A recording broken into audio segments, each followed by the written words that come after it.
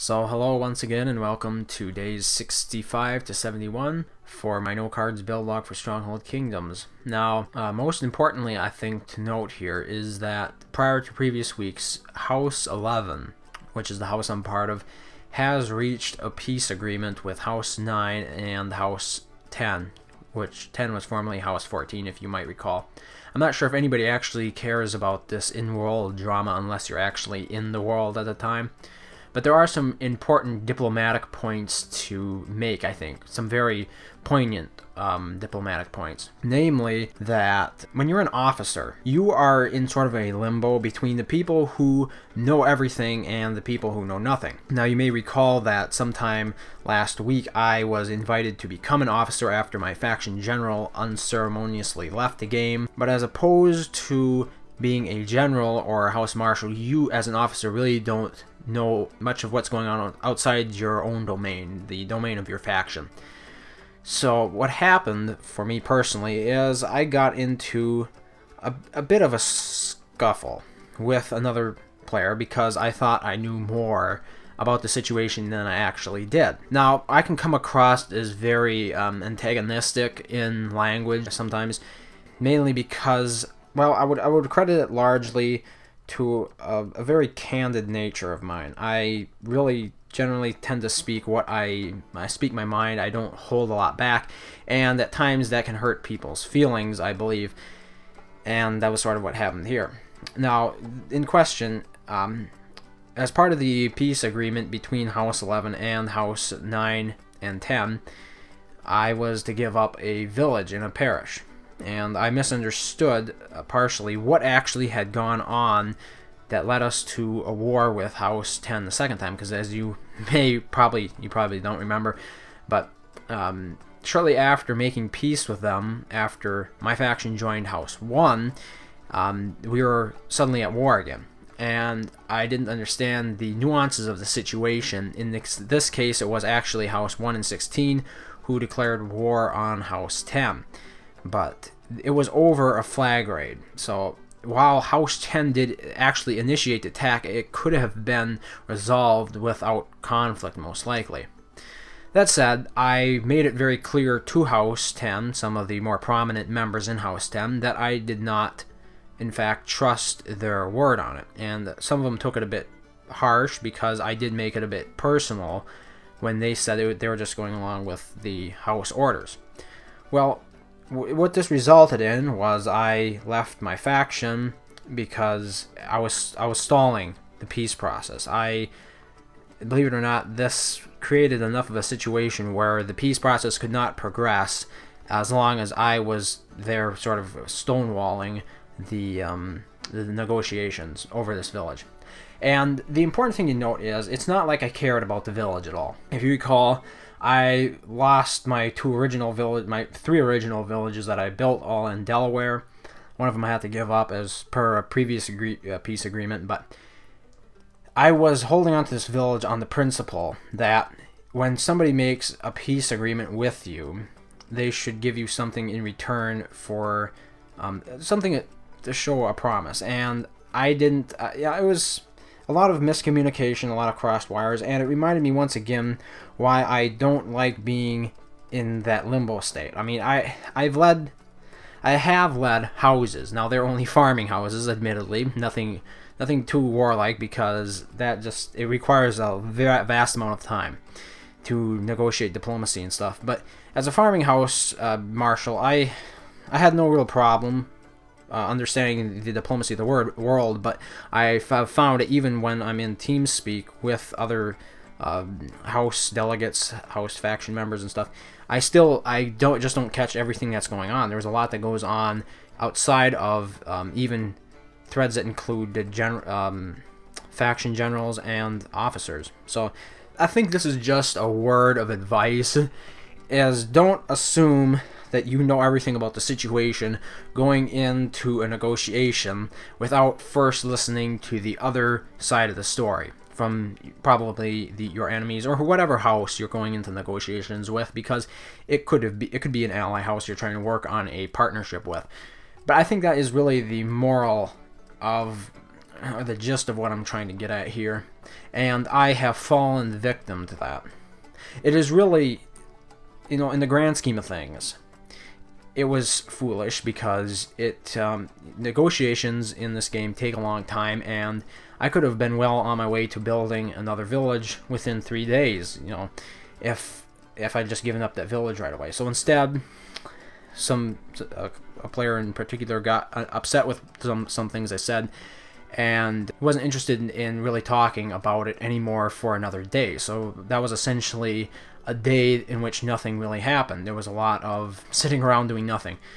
And I know that it's not very articulate, but I really can't think of another better way to phrase that. I essentially sat around for one day doing nothing but waiting on this player to see if he was actually up for negotiations, because if he wasn't, then my plan was obviously to start giving away my villages. And the reason for giving away the villages is another point that I'd like to make, and I hope these points are concise enough, because they do ramble on a bit. But it's the fact that I've mentioned before that smaller counties have a lot of conflict in them, and being in the DC area here in the United States was never a good choice for a player of my caliber, somebody who wasn't willing to really put the amount of money into the game, because I haven't invested any money in this game. No, I haven't invested any money in this world. But you have to be very mobile. You have to be able to jump around. You gotta be able to take villages, pass them off, and someone without cards lacks that mobility usually. So here I am stuck in the DC area, and it's going to be pretty much a never-ending point of conflict. Whenever there's a war, they're going to be the other house that is fighting whatever house controls DC is always going to be pushing into DC, because DC is a small area. It has small counties, and if they can push into it, it's easy to oust the current stewards using a politics card, monk them out, and then take over the county. This means that any players who are not, either they're semi-active or they're not willing to card as much as the other players that are in there, they're really highly active. These are hardcore players, right? Hardcore fighters. You are not on their same plane. You're not on the same level, and you really don't belong in there. So if the peace negotiation or the deal had fallen out with this guy, what I was planning on doing was giving up my villages to probably any house that was interested in them at the time. And I reached out to a couple of them, but I didn't really receive much interest in it at all, probably because the villages that I have are very resource specific. They're mostly wine villages, banqueting villages, I mean, and they're not very utilitarian. You can't just basically cap over there and actually use that village to launch attacks. So there isn't a whole lot of demand for villages like that in a war zone, and most of the people I approached, of course, were probably interested in them for that express purpose.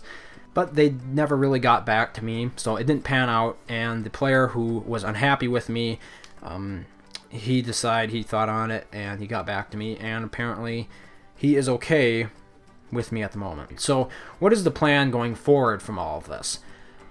Well, that is critical, because when I started doing this video series, I intended on simply being a very passive player in it. I wanted to rank up as fast and as quickly as possible using no cards. But that's not really realistic. Most players end up in a war, and if you don't end up in a war, you might find the game to be too boring to continue, because most farming factions don't actually have a high degree of communication between their players.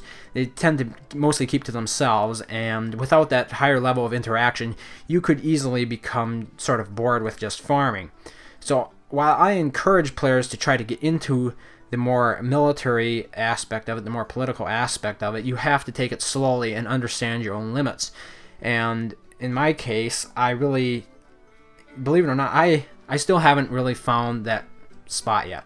Taking over the position as an officer was not a good thing for the video series, because it didn't allow me to focus on producing as much content for Stronghold Kingdoms, and instead I'm involved in more political nails and deals between other houses and between other factions. But I feel it brings a certain genuine nature to the series, because I lost. My house lost. I chose a losing alliance, and there are multiple reasons for the reason why we lost, but it remains that I don't win all the time. And as a matter of fact, even though I may appear to be a very good free-to-play player, in terms, relatively speaking, there are so many players that are better than me in this game simply because they can spend more time on it.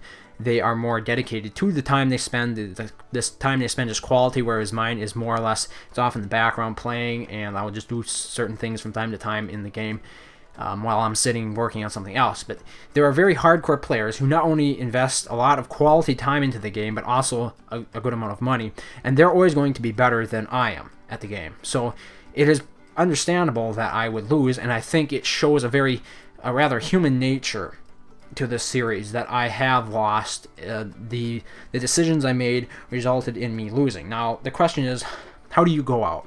Do you go out in a blaze of glory, or do you accept a blow to your pride, perhaps, regroup essentially, and rebuild?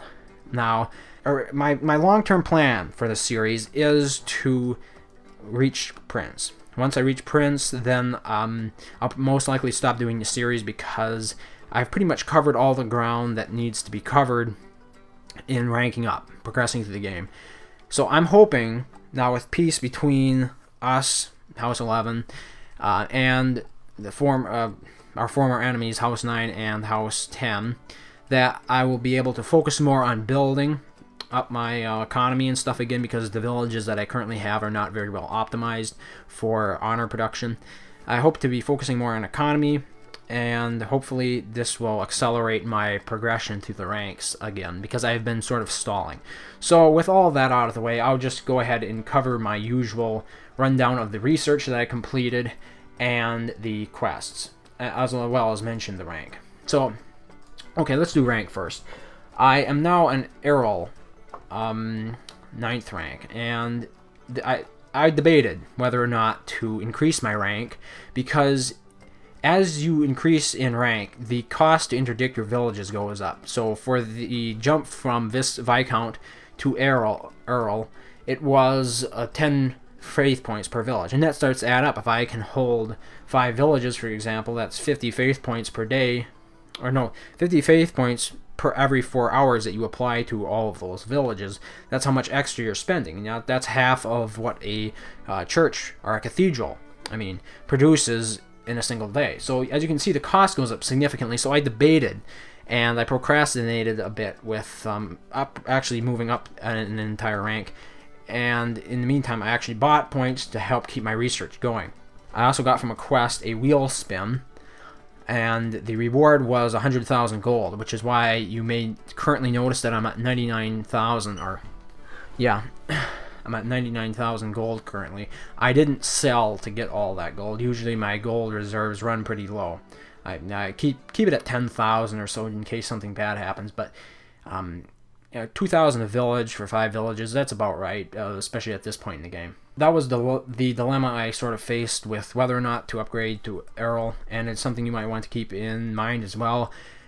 For any rank that you move up, you're going to be paying more to interdict your villages. Not only that, but whenever you're ranking up, it's a good idea to make sure all your liege lords are a rank above that rank you're moving to, just to make sure that you don't lose any of them. Okay.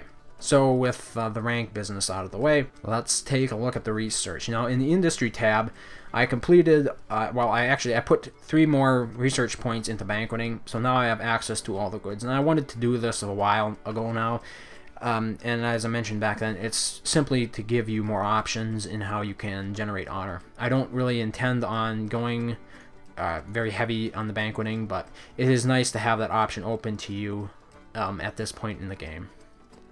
Moving over to the military tab, I put an additional 1 point into Sally Forth. This is a great technology, and I would like to max it out, but it requires a good deal of research points, and I'm basically maxing it out when I have the spare ones. In previous weeks, I mentioned I would apply extra research points to mathematics. Those extra research points that I don't know what to do with are currently going into Sally Forth. moving on down the military tree, I finished Horsemanship, so now my scouts are as fast as they're going to get without cards. I put an additional 3 points into it within the past week, which maxed it out. Of course, with acquiring a new rank, I also acquired a new village slot, or the ability to have a new village slot, so I increased my leadership level to 5. I can now have 6 villages, but the most I've had in this game so far has been 5, because war has, you don't want to go around wasting honor on a village that's just going to be raised the next day, so it has lended a certain amount of uncertainty to my future in this game, and so I've held back from actually acquiring as many villages as I could. Finally, in the military tab, I put an additional point into tactics, while Rallying Cry, which heals your units, and the Catapult Volley are not as useful, let's say. Both the Arrow Volley and the Battle Cry are very critical when it comes to taking castles. For example, Arrow Volley can easily clear out the keep of enemy units or clear enemy archers off of towers immediately around the keep. Battle Cry can, it inspires the troops around that captain with the Rally Cry, and they dig, especially moats, much faster using the Rally Cry than they normally do. So if you have an enemy with a moat in front of their castle, you might want to use this tactic. So it's good to have it available, especially as I move more towards a well-rounded player, because as you have to admit, as I acquire more research, I'm becoming more of a well-rounded player as opposed to a specialist, and this applies to everyone in the game as the game progresses, because rather than allowing you to focus specifically on certain strains of research to the detriment of others, Firefly simply allows you to research everything you want, given enough time. So finally, we are in the education tab of the research tree, and there isn't a whole lot to say here. I put an additional point into Armory Capacity. I can now hold 45 goods per village. I'm not really sure if it was worth it, because it was only 15 additional from what I had before, and if I sold or used up all my goods before retiring for the night, I really never found a problem with going over the armory capacity. But it's good to have the space, and I would like to research or invest a lot more research points in stockpile armory capacity. The thing is, if you're active, you can always sell that stuff off before it actually you actually gather too much of it, where you would have to, or you would be wasting it. And the final points that I put into the education tree are both for Eucharist. This allows me to interdict villages up to level, or players up to level 12. I hope to do this one a bit more, but since the war was sort of called off, I wasn't sure what to do, and I've decided to focus more on researches like Sally Forth. Sally Forth is something you're going to be using whenever somebody attacks you, whereas having to interdict another player usually only comes up a couple times in a blue moon, you could say. I also put an additional point into Confession, because somebody was XCOMing me, and they were XCOMing me for 2 hours, so I decided that I needed 2 hours to counter that. And unfortunately, I really never got a chance to use it. But you're going to have to research this stuff anyway. It's very context sensitive. If something comes up where you need that technology now, you're going to research it. But I say this as sort of a disclaimer so that other players don't think that this is the way you have to do it. It's very relative to the situation you find yourself in. So that pretty much covers everything I did in the past week. And I hope to be continuing this series despite some minor setbacks, you could say. So thank you for listening and watching, if you are still interested in this series at all. But I'll try to keep it interesting. I hope the war, despite the drama, I really don't like drama that much, but I hope it kept it rather compelling for you to see what was going on each week. So thanks again for watching, and until next time, farewell. Stronghold Kingdoms. The battle has just begun.